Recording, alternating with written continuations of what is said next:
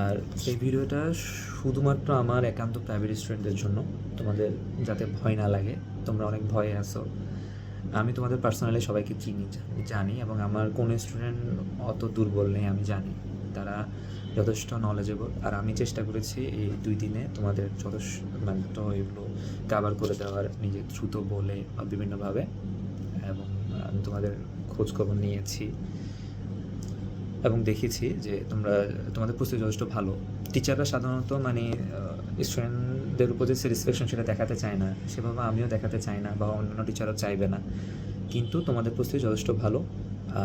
আশা করি তোমরা একেবারে পূর্ণ কনফিডেন্স নিয়ে পরীক্ষা দিবা।